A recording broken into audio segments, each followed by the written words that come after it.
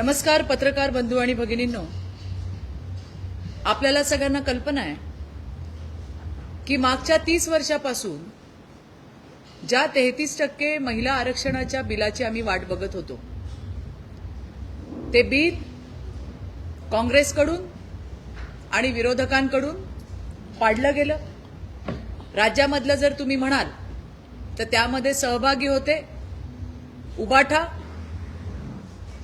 ठाकरेंचा शिवसेनेचा गट, त्याचबरोबरीने शरद पवारांची राष्ट्रवादी, हेही त्या विरोधामध्ये सामील होते। मला आश्चर्य वाटतं की महिला सक्षमीकरण आणि सशक्तीकरण याच्या नावावरती गप्पा मारणारे, शाहू फुले आंबेडकरांची विचारधारा सांगणारे आज खरोखरच या देशातल्या महिलांना त्यांचा हक्क आणि अधिकार द्यायची वेळ आली, त्यावेळेला मात्र त्यांनी हात आखडता घेतला। शाहू फुले आंबेडकरजी यांच्या विचारांना तिलांजली देण्याचं काम केलं।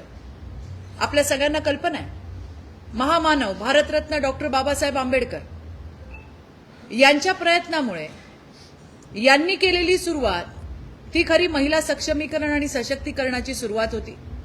सगळ्यात आधी मतदानाचा अधिकार या देशातल्या 50% मातृशक्तीला दिला, तिला मुख्य प्रवाहात आणायचं काम केलं आणि त्यानंतर गेलं दशकभर या देशाचे लोकप्रिय आणि यशस्वी प्रधानमंत्री मोदीजी हे सतत महिलांच्या विषयांवरती त्यांना सक्षम सशक्त करण्यासाठी काम करत होते। आज त्याच्यावरती कळस म्हणजे 33% आरक्षण देशातल्या महिलांना मिळणार होतं। देशातलं सर्वोच्च सभागृह असणाऱ्या संसद भवनामध्ये, पार्लमेंटमध्ये आज 33% महिलांचा आवाज गुंजणार होता। या देशातल्या प्रत्येक राज्याच्या विधानसभेमध्ये 33% महिलांचा आवाज गुंजणार होता। परंतु ज्या पद्धतीने या विधेयकाला विरोध झाला, हे बघता हे फक्त विधेयक पाडलं नाही तर देशातल्या करोडो महिलांच्या स्वप्नाचा चक्काचूर करायचं काम, त्यांना पायदळी तुडवण्याचं काम केलं गेलं। मला असं दुर्दैव आहे आणि वाईट वाटतंय की याला राज्यातल्या देशातल्या ज्या महिला संसद यांनी विरोध केला त्या कोण होत्या? त्या होत्या कुणाची तरी मुलगी, कुणाची तरी पत्नी, कुणाची तरी बहीण, ज्यांना राजकीय पार्श्वभूमी आहे, ज्यांना कधी आमच्यासारखा सर्वसामान्य महिलांसारखा संघर्ष करावाच लागला नाही, रस्त्यावर येण्याची त्यांच्यावरती कधी वेळ आली नाही, कारण त्या जेव्हा जन्माला आल्या तेव्हाच त्या आरक्षण घेऊन आल्या होत्या।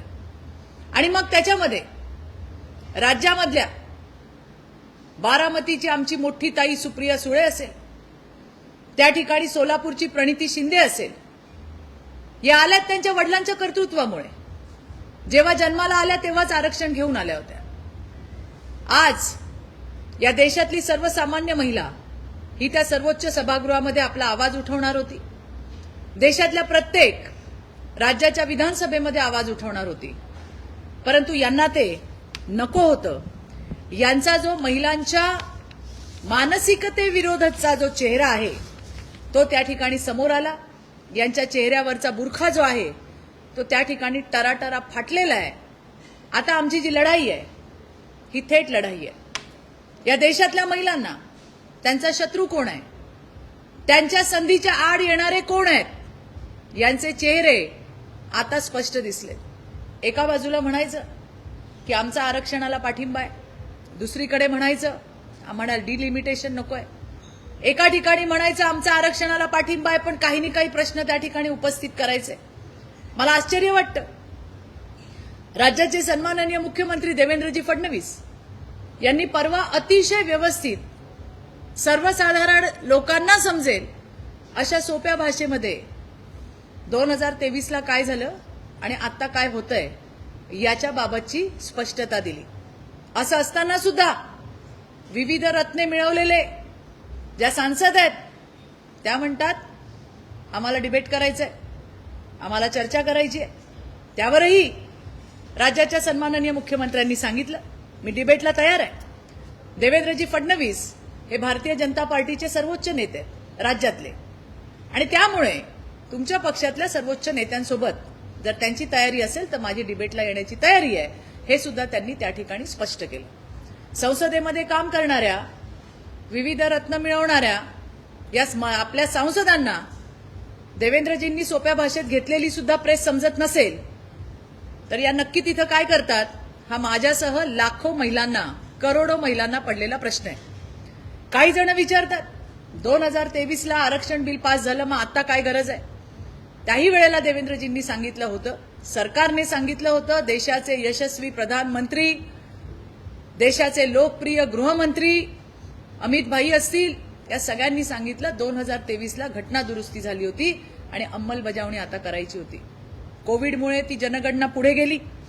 त्याचं पुनर्विभाजन कधी होईल आणि कधी त्या ठिकाणी आरक्षण लागू होईल, त्यामुळे महिलांना लवकरात लवकर त्यांचा अधिकार मिळावा यासाठी ही प्रक्रिया वेगाने पूर्ण करायची होती आणि म्हणून संसदेने हा निर्णय घेतला.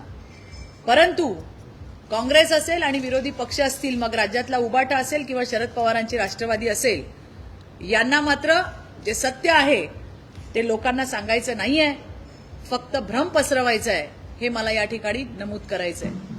परवाच प्रेस बघितली, प्रियंका गांधींची याच विषयावरती होती आणि त्या म्हणाल्या की भाजप महिलांचा वापर करते. माझा निषेध आहे या वक्तव्याचा.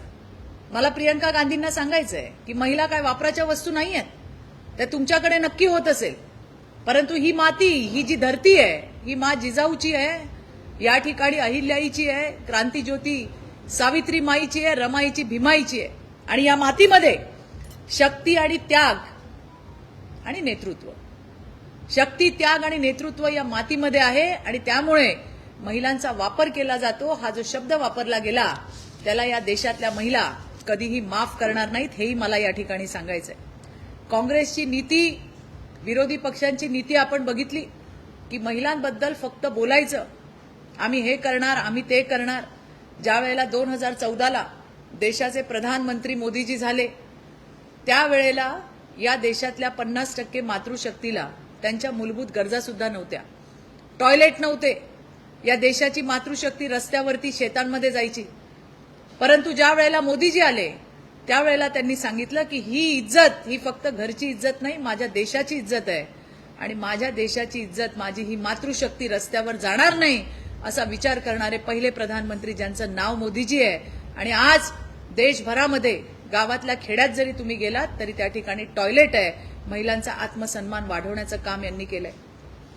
मुलींचा जन्मदर कमी, बेटी बचाव बेटी पढाव सारखा एक उपक्रम त्यांनी त्या ठिकाणी राबवला.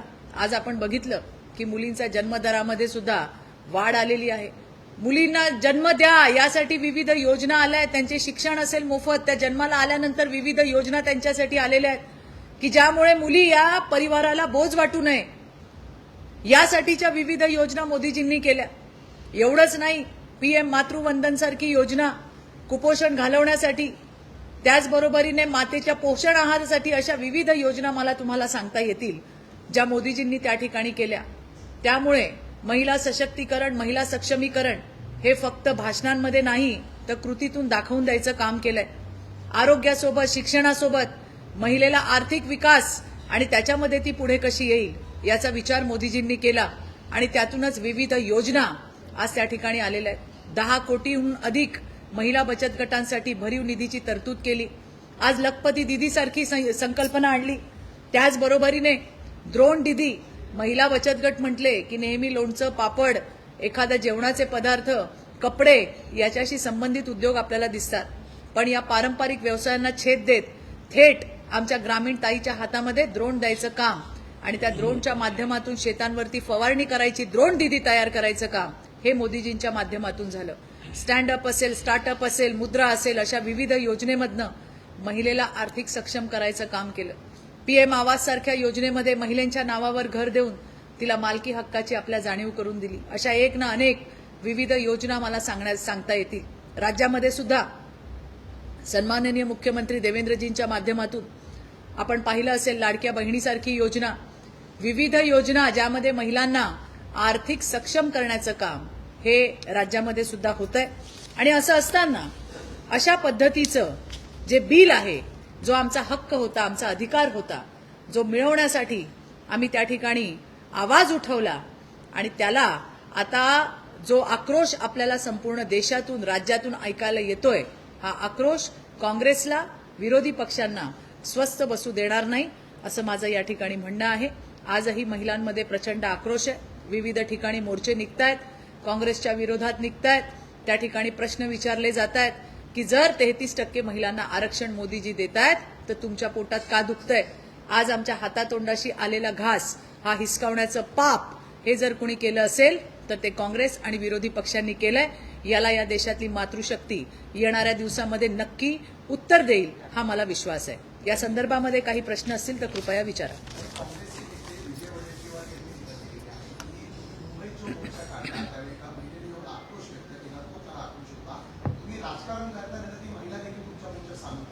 मला वाईट वाटतं या नेत्यांच्या मानसिकतेचं, या नेत्यांच्या कोत्या मनाचं, या नेत्यांच्या नीच मनोवृत्तीचं. हजारो महिलांचा आवाज तुम्हाला ऐकायला आला नाही. तो आवाज होता त्यांचा हक्क मिळवण्याचा, त्यांचा अधिकार मिळवण्याचा, जो वडेट्टीवार तुम्ही आणि तुमच्या पक्षाने आणि तुमच्या सोबतच्या चेले चपाट्यांनी त्या ठिकाणी आम्हाला मिळू दिला नाही. एका बाईचा तुम्हाला आवाज ऐकायला आला. त्या बाईला जो त्रास झाला त्याच्यासाठी आम्ही माफी सुद्धा मागितली. याच्या आधी सुद्धा मुंबईमध्ये बरेच मोर्चे निघालेले आहेत. खरं तर ज्या पद्धतीने सांगितलं गेलं, आता माहिती येईल त्या किती तास उभ्या होत्या, किती तास तिकडे त्या वेटिंगला होत्या, ही सगळी माहिती येणारच आहे.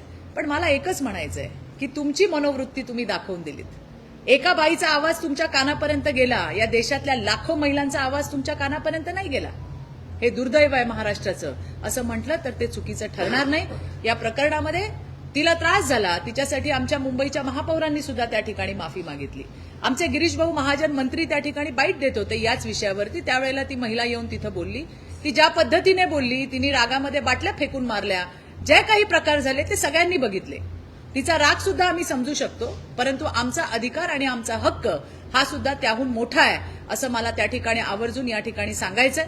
रस्ता बंद होता, रोड डायव्हर्ट केलेले होते, त्याच्यामुळे प्रशासनाचं ते काम होतं की गाड्या त्या ठिकाणून वळवून दुसरी ठिकाणून घ्यायच्या. परंतु ते का केलं गेलं नाही किंवा कुणी हे केलंय, या सगळ्या गोष्टी आपल्या समोर येतील. अर्थात अशा कितीही गोष्टी झाल्या आणि कितीही गोष्टींची चर्चा झाली तरी आमचं जे ध्येय आहे, आमचं जे मूळ उद्देश आहे, जो लाखो महिलांचा हक्क आणि अधिकाराचा आवाज आहे, त्यापासून आम्ही ढळणार नाही. तो आमचा आवाज दिवसेंदिवस बुलंद होत राहील.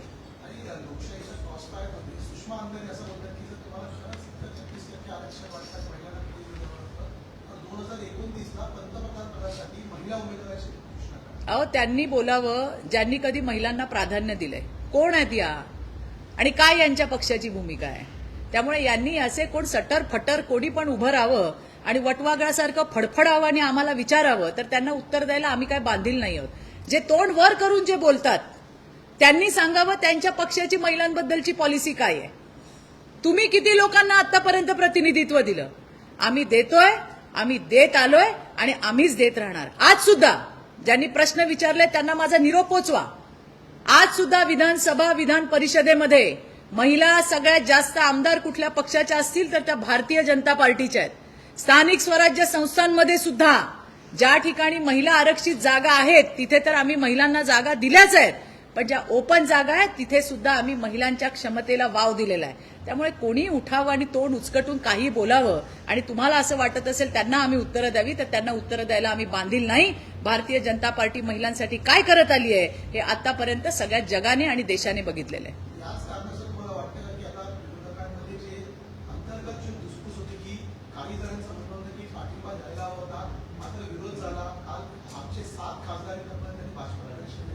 बघा, मी तुम्हाला हे सांगते की यामध्ये विरोध करण्यासारखं काही नव्हतं. यांना सर्वसाधारण घरातल्या महिला मुली इथं आलेल्या नको आहेत. यांना यांचीच हेरारकी चालवायची आहे आणि त्यामुळे कुठे सर्वसाधारण राज्यातली कुठली सर्वसाधारण घरातली मुलगी येणार, सर्वोच्च सभागृहामध्ये बसणार, कुठे आपल्या राज्यांच्या विधानसभेमध्ये बसणार, यांना हे नको आहे. यांचे ढकोसले आहेत सगळे. जे दिसत आहेत ते बुरखे यांचे टराटरा फाटलेले आहेत. यांना फक्त यांच्या लेकी बाळी सुना याच याव्या, त्यांनीच राज्य करावं आणि याच्यासाठी हा सगळा आटापिटा चाललेला आहे. परंतु ज्या पद्धतीने मोदीजी सर्वसामान्य महिलेला केंद्रस्थानी ठेवून काम करतात, येणाऱ्या दिवसामध्ये मला विश्वास आहे, येणाऱ्या दिवसामध्ये सर्वोच्च सभागृहामध्ये सुद्धा 33% आरक्षण आम्हाला मिळेल आणि राज्यातल्या सगळ्या विधानसभांमध्ये सुद्धा तुम्हाला महिला प्रतिनिधित्व करताना दिसतील, ज्यांच्या मागे कुठलाही राजकारणाचा इतिहास भूगोल नाहीये. नाही, अतिशय वाईट आणि दुर्दैवी आहे. मला जी माहिती मिळाली की त्यांची बायको पण कुठेतरी आहे, कुठल्या तरी काय म्हणतात त्याला, कुठल्या तरी वर निवडून आलेली आहे किंवा तिथं कुठे काम करतेय. त्यांची मुलगी सुद्धा अशा पद्धतीने राजकारणामध्ये काम करते. मग तुम्हाला म्हणायचं काय? ही घाणेरडी सोच आहे, ही घाणेरडी बुद्धी आहे लोकांची की ज्यामध्ये अशा पद्धतीने महिलांबद्दल जे उद्गार काढले पाडतात त्यांच्यावर तर कडक कारवाई झाली पाहिजे. यांच्या तोंडाला लगाम बसेल अशा पद्धतीची कारवाई केली पाहिजे. कारण आधी तुम्ही ज्या पद्धतीने बोलता, अरे तुमची पत्नी पण या सिस्टीम मध्ये आहे ना, तुमची मुलगी या सिस्टीम मध्ये, मग तुम्हाला काय म्हणायचं? ते हे सगळं करून आलेले आहेत. आणि अशामुळे ज्या कर्तृत्ववान महिला आहेत, ज्या काम करतात, तुम्ही कधी बघा राजकारणामध्ये कुठल्याही पक्षाच्या असू दे, अगदी विरोधी पक्षाच्याही असू दे, ज्या महिला काम करतात त्या किती सॅक्रिफाईस करतात, किती मेहनत घेतात त्या पदापर्यंत पोहोचण्यासाठी. आणि एक कोणतरी असा लुंगासुंगा येऊन उभा राहतो आणि काहीतरी महिलांच्या बाबतीत मध्ये बोलतो. असल्या वाचाळांना तर असा फोडून काढला पाहिजे. ही माझी स्वतःची वैयक्तिक प्रतिक्रिया आहे.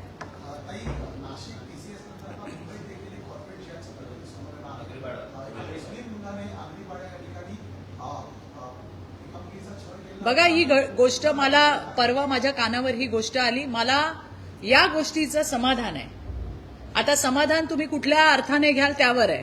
समाधान या गोष्टीचं आहे की मुली पुढे येत आहेत, किमान मुली बोलतायत की आपल्याला न्याय मिळेल. ह्यामुळे मुली पुढे येत आहेत. त्यांचा मुख्यमंत्र्यांवर विश्वास आहे, त्यांचा महायुतीच्या सरकारवर विश्वास आहे आणि म्हणून नाशिक नंतर मुंबईमध्ये सुद्धा असे प्रकार पुढे येत आहेत. आणि मला तुमच्या माध्यमातून, आजच्या या पत्रकार परिषदेच्या माध्यमातून राज्यातल्या तमाम मुलींना आणि महिलांना सांगायचंय, अशा पद्धतीने तुमचा त्रास होत असेल, तुम्हाला दबाव टाकण्यात येत असेल, कृपया पुढे या. पोलीस तुमच्यासाठी आहे, प्रशासन तुमच्यासाठी आहे. असल्या हरामखोरांना आम्ही सोडणार नाही. याही प्रकरणाची मला वाटतं आगरीपाडा पोलीस स्टेशन जे आहे ते चौकशी करतंय. येणाऱ्या दिवसात अजून सत्य बाहेर येईल. एवढंच नाही, ज्या 2-4 मुली पुढे आल्या आहेत, कदाचित हा आकडा भविष्यामध्ये वाढण्याची शक्यता नाकारता येत नाही. आणि त्यामुळेच हे नाशिक किंवा मुंबईपुरतंच हे मर्यादित आहे असं मला वाटत नाही. की ज्या पद्धतीने आपण या प्रकरणांची व्याप्ती बघतोय, हे राज्यभरामध्ये असू शकेल, हे देशभरामध्ये असू शकेल. महिलांनी पुढे यायला पाहिजे, निडरतेने पुढे यायला पाहिजे आणि आपल्याला जो होणारा त्रास आहे, आपल्याला जो त्रास देत आहेत, असल्या हरामखोरांचा पर्दाफाश करायचं काम हे महिला आणि मुलींनी पुढे येऊन करायला पाहिजे, असं मी आवाहनही आजच्या या पत्रकार परिषदेच्या माध्यमातून करते. नाही, मला वाटतं या विषयावरती आत्ताच मी आता येतानाच बघितलं की राज्याचे सन्माननीय मुख्यमंत्री देवेंद्रजी फडणवीस यांनी सविस्तर अशी प्रतिक्रिया दिलेली आहे. त्यामुळे या विषयावरती आमच्यासारख्यांनी काही बोलणं योग्य नाही. शिवाजी महाराजांचा बदनामी करण्याचा राष्ट्रीय धोरण भाजपाचं आहे, तर थेट आरोप सपकाळ यांनी केला. हर्षवर्धन सपकाळ आणि त्यांचे ते कोण आणखीन खरगे, हे सठिया गए. कोण कधी काय म्हणतंय, कोण कधी काय म्हणतंय. मला वाटतं हिंदीतला हा शब्दप्रयोग बरोबर असावा, सठिया गए है. अशा पद्धतीने शिवाय दुसरं माझ्याकडे काही त्याच्यावरती काही उत्तर देण्यासारखं नाहीये. खरगेंनी कधी उठावं, प्रधानमंत्र्यांना काही म्हणावं, या सकपाळांना काही उठावं, रोज उठावं आणि सरकारवरती टीका करावी, मुख्यमंत्र्यांवरती काही बोलावं. तर ज्याच्यामध्ये तथ्य असेल त्या विषयांवरती आपण बोलूया असं मला या ठिकाणी वाटतंय. सरकार हरकतमध्ये आलेलं आहे. ज्यांनी कोणी अशा पद्धतीने छत्रपती शिवाजी महाराजांचा बोलण्यातही अपमान केला असेल, सरकार त्याला सोडणार नाही. कारण छत्रपती शिवाजी महाराजांच्या विचारांवरती हे सरकार चालतं आणि आपल्याला सगळ्यांना, इथे बसलेल्यांना सुद्धा छत्रपती शिवाजी महाराज याच्यापेक्षा मोठं दैवत कोणी असूच शकत नाही. आणि आपल्या दैवतावरती जर उठून कुणीही काही बोलत असेल तर त्यांना पाठीशी घालण्याचं काही कारणच नाहीये.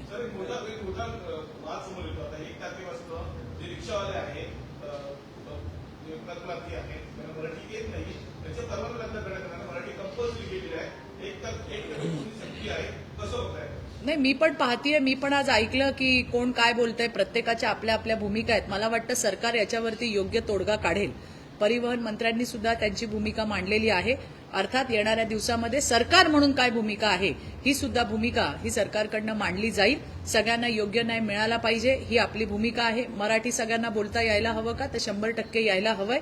ज्यांची बोलण्याची शिकण्याची तयारी असेल त्यांना शिकवलं गेलं पाहिजे असं माझं मत आहे. परंतु सरकारचं मत म्हणून जी काही सरकारची भूमिका असेल ती येणाऱ्या दिवसामध्ये आपल्या सगळ्यांच्या समोर येईल.